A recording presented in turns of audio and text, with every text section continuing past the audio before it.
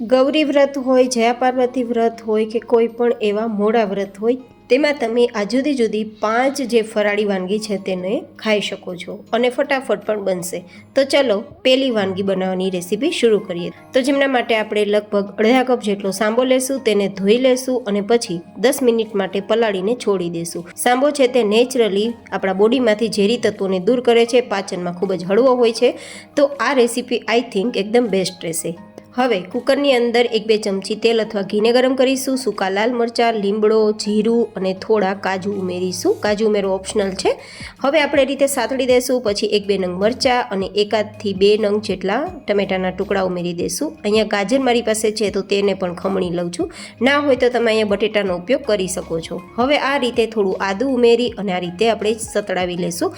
તમે જે વસ્તુ ફરાળમાં ના લેતા હોય તેને તમારે સ્કીપ કરવાની રહેશે. 1-2 નાની ચમચી જેટલું લાલ મરચું પાવડર, 1 ચમચી જેટલું ધાણા જીરું પાવડર ઉમેરી ફરીથી મિક્સ કરીશું. તમે અહીંયા સેંધા નમકનો ઉપયોગ જો ખાવામાં કરતા હોય એ પણ મોડા વ્રતની અંદર, તો સેંધા નમક પણ ઉમેરી શકો છો.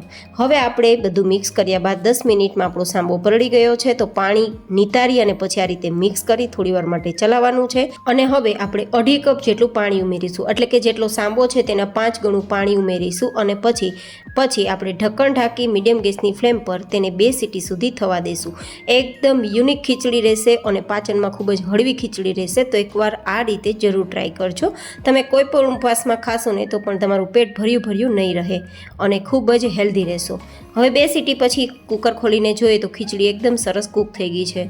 એકદમ ચીપકી પણ નથી અને દાણો ફૂલી ગયો છે અને એકદમ છૂટો છે. આ ખીચડીને તમે દહીં કે છાશ સાથે ખાશો તો ખૂબ મજા આવશે.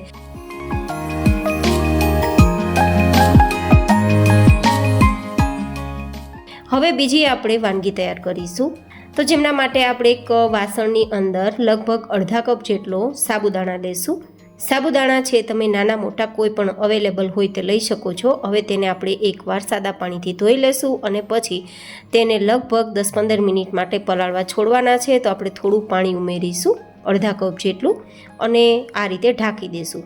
એ ફૂલે છે અને પલળે છે ત્યાં સુધીમાં એક કડાઈની અંદર 1-2 ચમચી જેટલું ઘી ગરમ કરીશું.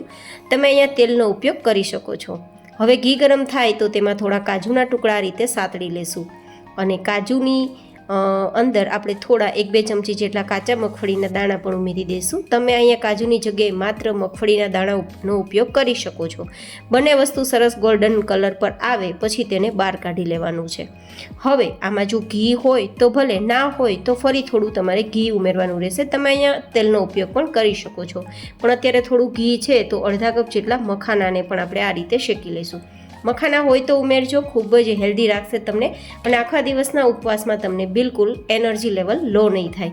તો મખાનાનો ઉપયોગ હોય તો જરૂર કરજો. મખાના પણ શેકાઈ ગયા છે તો તેને બહાર કાઢી લઈશું. હવે ઘી બિલકુલ નથી તો ફરીથી 1 ચમચી ઉમેરીશું અને પછી તેની અંદર આપણે થોડું જીરું ઉમેરીશું. તમે જીરું ફરાળમાં ના લેતા હોય તો સ્કીપ કરવાનું રહેશે, પણ અમે લઈએ છીએ. થોડા મીઠા લીમડાના પાન અને 1 નંગ જેટલા બટેટાની એકદમ પાતળી ચિપ્સ લેશું જેથી ફટાફટ કૂક થઈ જાય. એ પણ કાચું બટેટું છે. તો આ રીતે ચિપ્સને સાતળી લીધા બાદ તેમાં 1 મરચું, થોડું આદું અને 1 નંગથી 2 નંગ જેટલા ટમેટાના ટુકડા ઉમેરી દઈશું. હવે આપણે થોડીવાર માટે તેને સાતળી લઈશું. અહીંયા તમે સેંધા નમકનો ઉપયોગ કરી શકો છો. મેં આજે જે 5 વાનગી તમારી સાથે શેર કરી છે ને તેમાં કોઈ પણ જગ્યાએ નમકનો ઉપયોગ નથી કર્યો. પણ જો તમે મોડા વ્રતની અંદર સેંધા નમક ખાતા હોય તો તમારે સ્વાદ પ્રમાણે ઉમેરવાનું રહેશે. અહીંયા અડધી નાની ચમચી જેટલું આપણે મરી પાવડર ઉમેરીશું જેથી પેટમાં વાયુ ન થાય. હવે આપણે અહીંયા 10 મિનિટ પછી જોઈએ તો સાબુદાણા સરસ પલળી ગયા છે. તો પાણી કાઢી અને પછી આપણે તેને આપણી વેજીટેબલ્સ સતળાઈ ગયા છે ને તેમાં ઉમેરીશું અને પછી તેને ચલાવી દઈશું. એન્ડ હા ગાઈસ, તમને મારી રેસીપી કેવી લાગે છે તે બતાવવા માટે કોમેન્ટ કરવાનું ચૂકતા નહીં. મારી મહેનત પસંદ આવે તો લાઇક કરજો અને ચેનલ પર નવા હોય તો ચેનલને સબસ્ક્રાઈબ પણ કરજો. હવે 1.5 કપ જેટલું પાણી ઉમેરીશું, મતલબ જેટલા સાબુદાણા છે તેના 5 ભાગનું પાણી ઉમેરી આ રીતે ચલાવી દઈશું અને થોડીવાર માટે ઢાંકીને કૂક કરશું. ગેસની ફ્લેમ મીડિયમ રાખીશું અને થોડી વાર બાદ ફરીથી આ રીતે ચમચો ચલાવીશું. દર 2-3 મિનિટે ચમચો ચલાવવાનો છે જેથી આપણા સાબુદાણા ફૂલી જાય અને એકદમ ક્રિસ્ટલ જેવા થઈ જાય.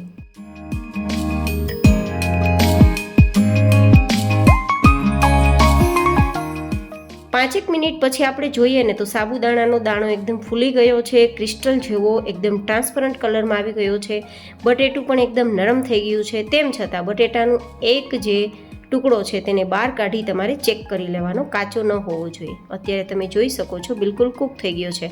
તો આપણે જે રોસ્ટ કરેલી સામગ્રી છે ને તેને ઉમેરી દેશું, મિક્સ કરી દેશું, ધેન ધાણા પણ સ્પ્રિંકલ કરશું. આ જે વેરાયટી છે ને તેને તમે લિક્વિડ ફોર્મમાં પી પણ શકો છો અને થોડા ઠંડા થઈ ગયા બાદ ઘટ થશે તો તમે તેને ખાઈ પણ શકો છો. ખૂબ જ હેલ્ધી છે, ટેસ્ટી છે અને પેટ પણ ભરાશે. તો હવે તેને નીચે ઉતારીને સર્વ કરી લઈશું. આ વાનગી સાથે બીજી કોઈ વેરાયટી ખાવાની જરૂર નહીં પડે અને આખો દિવસ તમે સ્ફૂર્તિમાં રહેશો અને હેલ્ધી પણ ફીલ કરશો. તો આજની મારી આ બીજી જે ફરાળી વાનગી છે તે કેવી લાગી તે પણ મને જરૂર બતાવજો. અને 5 વાનગી મેં તમને જે શેર કરી છે તેમાંથી કઈ વાનગી તમને વધારે પસંદ આવી તે બતાવવાનું ચૂકતા નહીં. હવે તૈયાર કરીશું ત્રીજી ફરાળી વાનગી. તેમના માટે એક મિક્સર જાર લેશું અને તેમની અંદર 1 કપ જેટલો સાંબો લેશું. મેં તમને આગળ બતાવ્યા મુજબ સાંબો ખૂબ જ હેલ્ધી છે, પાચનમાં હળવો છે અને તમને ફરાળમાં પણ ખૂબ જ હળવું ફીલ કરાવે. તેના માટે સાંબાનો ઉપયોગ બને તેટલો વધારે કરવો જોઈએ. તો તેને એકવાર દળીને પાવડર તૈયાર કરી લેશું. હવે આપણા પાવડરની અંદર દહીં ઉમેરવાનું છે જેથી એકદમ ફ્લફી આપણી વેરાયટી તૈયાર થાય. તો અડધા કપ જેટલું દહીં ઉમેરીશું અને વેરાયટીને વધુ સ્વાદિષ્ટ બનાવવા માટે 1 નંગ જેટલું બટેટું, એ પણ કાચું છે, જેની છાલ કાઢી અને ટુકડા કરીને ઉમેરીશું. તો વેરાયટી એકદમ સ્વાદિષ્ટ લાગશે. જોકે તમે બટેટાના ઉપયોગ વગર પણ આ વાનગી તૈયાર કરી શકો છો. હવે 1 ચમચી જેટલા આદુના ટુકડા, 2 ચમચી જેટલા મરચાંના ટુકડા ઉમેરી અને પછી તમે ગ્રાઇન્ડ કરી શકો છો. અહીંયા તમારે સેંધા નમકનો ઉપયોગ કરવો હોય તો તમે જ્યારે ગ્રાઇન્ડ કરો ત્યારે સ્વાદ પ્રમાણે સેંધા નમકનો ઉપયોગ જરૂરથી કરવો. થોડું થીક લાગે છે તો પાણી ઉમેરી 2-3 ચમચી જેટલું અને ફરીથી ગ્રાઇન્ડ કરી લેશું. તો એકદમ સરસ આપણું આ બેટર રિબિન કન્સિસ્ટન્સીવાળું તૈયાર થઈ જશે. હવે તેને 10 મિનિટ માટે આ રીતે ફેટી લેશું જેથી એકદમ ફ્લફી આપણી વેરાયટી તૈયાર થાય. તમે અહીંયા બ્લેન્ડરનો ઉપયોગ કે મિક્સરનો ઉપયોગ કરી શકો છો. હવે 10 મિનિટ પછી આપણે થોડીવાર તેને રાખી દઈશું સાઈડમાં અને ત્યાં સુધીમાં એક પ્લેટને ગ્રીસ કરી લઈશું તેલથી. 10 મિનિટ પછી આપણું આ બેટર વધારે ફ્લફી થઈ ગયું છે તો 1 પેકેટ ઈનો અને અડધાથી 1 નંગ જેટલું લીંબુનો રસ ઉમેરી દઈશું જેથી ખાટા ઢોકળા ખૂબ મજા આવશે, કારણ કે આજે આપણે ઢોકળા તૈયાર કરીએ છીએ. હું અગેન કહું છું કે તમે સેંધા નમકનો ઉપયોગ સ્વાદ પ્રમાણે કરી શકો છો જો તમે નમક ઉપયોગમાં લેતા હોય તો. પણ મેં આજે પ્રાયોરિટી રાખી છે કે નમક વગર તમને વેરાયટી શેર કરું. હવે આ રીતે ધાણા સ્પ્રિંકલ કરી, મિક્સ કરી અને તેલથી ચીકણી કરેલી પ્લેટમાં પાથરી દઈશું. આ પ્લેટ અડધીથી થોડી ઉપર સુધી જ ભરવાની છે, ફૂલ નથી ભરવાની. અને હવે સ્ટીમર કુકરમાં પાણી એકદમ ગરમ થઈ ગયા બાદ આ પ્લેટ મૂકી ઢક્કણ ઢાંકી ઉપરથી ઈચ્છા હોય તો ચાટ મસાલા કે મરી પાવડર સ્પ્રિંકલ કરી અને એકદમ હાઈ ગેસની ફ્લેમ પર 5 થી 7 મિનિટ થવા દેશું. એ થાય ત્યાં સુધીમાં તડકો તૈયાર કરી લઈશું. તો 1-2 ચમચી જેટલું ઘી અથવા તેલ ગરમ કરીશું, તેમાં આખું જીરું ઉમેરીશું, થોડા મીઠા લીમડાના પાન અને થોડા મરચાંના ટુકડા. આ રીતે આપણે સતળાવી દઈશું. થોડું સતળાઈ જાય પછી તેને નીચે લઈ લઈશું. તડકો આપણે આપણા ઢોકળામાં ઉમેરીશું ને તો ઢોકળા ખાવામાં એકદમ સોફ્ટ રહેશે અને લાંબા સમય સુધી એકદમ સ્પંજી રહેશે. તો આપણો તડકો તૈયાર થઈ ગયો છે. ઢોકળા પણ એકદમ 10 મિનિટ પછી સેટ થઈ જ ગયા હશે, છતાં એકવાર ચેક કરી લેવાનું. 10 મિનિટ પછી ચપ્પુથી ચેક કરતાં આપણા ઢોકળા બિલકુલ કાચા નથી, એકદમ સરસ કૂક થઈ ગયા છે. તો બહાર કાઢી લેશું અને પ્લેટને 1-8 મિનિટ ઠંડી થવા દઈશું. તેને આ રીતે કટ કરીશું તો આપણા ઢોકળા એકદમ સરસ બહાર નીકળી જશે. તો હવે કટ લગાવ્યા બાદ આપણે તૈયાર કરેલ જે વઘાર છે તેને આ રીતે ઉપર સ્પ્રેડ કરી દઈશું. તો લુક પણ સારો આવે અને ટેસ્ટ પણ સારો આવે. ઉપરથી થોડા લીલા ધાણા અને ગુલાબની પંખુડીથી હું સજાવું છું, જો કે સજાવવું ઓપ્શનલ છે. તો તમે જોઈ શકો છો આરામથી ઢોકળા ડિમોલ્ડ થઈ જાય છે અને એકદમ જાળીદાર છે, એકદમ રૂ જેવા પોચા છે. તો આ ઢોકળા પણ તમે તમારા વ્રતમાં જરૂરથી લઈ શકો છો. મેં જે જગ્યાએ નમકનો ઉપયોગ નથી કર્યો ત્યાં તમે જે વ્રતમાં ખાઈ શકાય તે નમકનો ઉપયોગ કરીને પણ આ વેરાયટી તૈયાર કરી શકો છો. એન્ડ હા ગાઈઝ, આજની મારી બધી જ વેરાયટી બનાવવામાં પણ સરળ છે અને તમે ફરાળમાં લેશો તો પણ તમને ફરાળમાં એકદમ હલકું ફૂલકું ફીલ થશે, બિલકુલ પેટ ભારે ભારે નહીં રહે. તો આ મેં એ રીતે તમારી સાથે રેસીપી શેર કરી છે.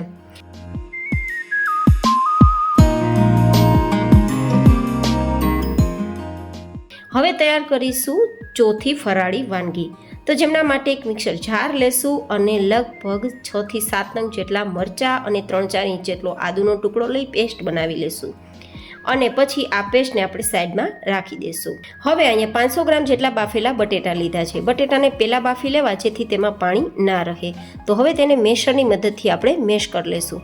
ગાઈઝ, મારી આજની પ્રાયોરિટી એવી રહેશે કે તમને ફરાળ ભાવે પણ ખરું, પાચનમાં હળવું પણ રહે અને બનાવવાળાને એકદમ સરળતા રહે અને ઘરની સામગ્રીઓથી બની જાય. હવે 1 ચમચી આદુ અને મરચાંની પેસ્ટ આપણે જે તૈયાર કરી છે તે ઉમેરીશું. થોડા લીલા ધાણા, થોડા ચીલી ફ્લેક્સ અને 2 કપ જેટલો આરારોટ. તમે અહીંયા તપકીનો લોટ લઈ શકો છો. હવે બધું જ આ રીતે સરસ રીતે આપણે મિક્સ કરી દઈશું. અહીંયા પાણીનો ઉપયોગ બિલકુલ કરવાનો નથી. જો જરૂર મુજબ તમને આરારોટની જરૂર પડે તો આરારોટ ઉમેરવાનો, કારણ કે બટેટું એકદમ નરમ હોય છે ને એટલા માટે. પણ પાણી ઉમેરવાની ભૂલ નથી કરવાની, નહીં તો એકદમ આ સોફ્ટ થઈ જશે અને જે વેરાયટી તૈયાર કરવી છે તે બિલકુલ નહીં તૈયાર થાય. તો આ રીતે બધું જ મિક્સ થતાં એકદમ સરસ લોટ તૈયાર થઈ ગયો છે. હવે આપણે હાથમાં પણ બિલકુલ નથી ચીપકતું. તો અહીંયા આ વેરાયટીને ફટાફટ ઇન્સ્ટન્ટ તૈયાર કરવા માટે એક પોલિથીન બેગ લેશું, તેમાં ઘી લગાવી દેશું જેથી ચીકણી થઈ જાય તો આપણી વેરાયટી આરામથી ડિમોલ્ડ થઈ જાય.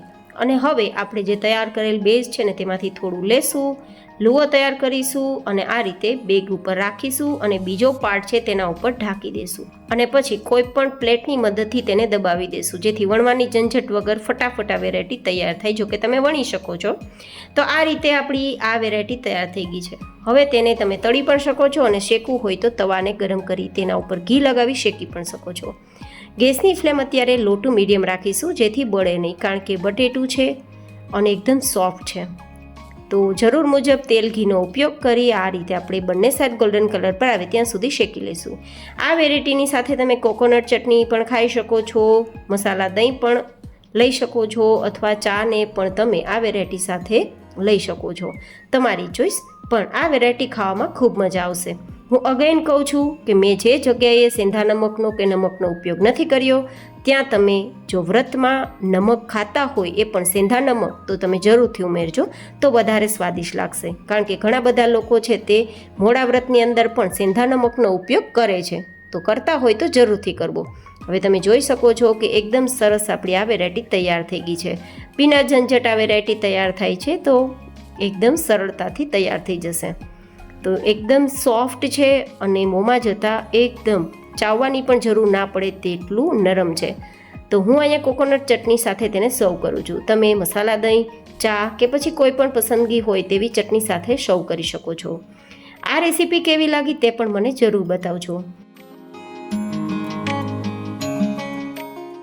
હવે તૈયાર કરીશું 5મી ફરાળી વાનગી, જેમના માટે મિક્સર જારની અંદર લગભગ આપણે 1 કપ જેટલા કાચા મગફળીના દાણાનો પાવડર તૈયાર કરી લેશું.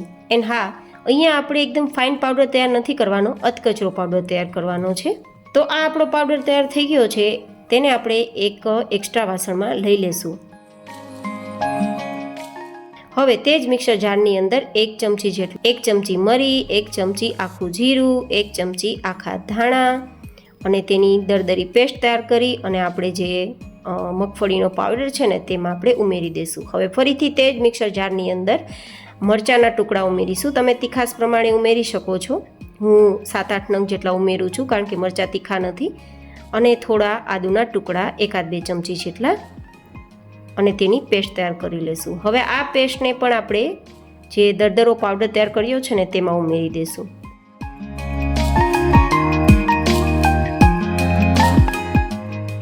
હવે આપણે અહીંયા રાજગરાનો લોટ લેશું 1 કપ જેટલો. તમે અહીંયા આરારોટ લઈ શકો છો અથવા તો તમે તપકીર લઈ શકો છો, પણ રાજગરાના લોટથી ટેસ્ટ સારો આવશે. હવે પાણીના ઉપયોગ વગર બધું જ આ રીતે મિક્સ કરી દઈશું. આપણે જે ઉમેરેલી સામગ્રી છે ને તેને થોડી દબાવીને મિક્સ કરશો ને તો આ રીતે બંધાઈ જશે. અહીંયા આપણે પાણીના ઉપયોગ વગર આ વેરાયટી તૈયાર કરીએ છીએ, તો માત્ર એકવાર આ વેરાયટી તૈયાર કરી પૂરા વ્રત દરમિયાન તમે સ્ટોર કરીને રાખી શકો છો અને ખાઈ શકો છો, જેથી તમે આ વેરાયટી તો પહેલાં બનાવીને રાખી શકો છો. દરરોજ કદાચ પસંદ આવે તો તમારે દરરોજ ફરાળ બનાવવાની ઝંઝટ પણ નહીં રહે. તો એકવાર બનાવી આ રીતે તમે તેને સ્ટોર પણ કરી શકો. તો તેના માટે આપણે પાણીના ઉપયોગ વગર બધું મિક્સ કરવાનું, ધેન આ રીતે થેપલી તૈયાર કરવાની. એકદમ દબાવીને થેપલી તૈયાર કરશો તો જ થશે, નહીં તો તૂટી જશે, કારણ કે પાણી બિલકુલ નથી.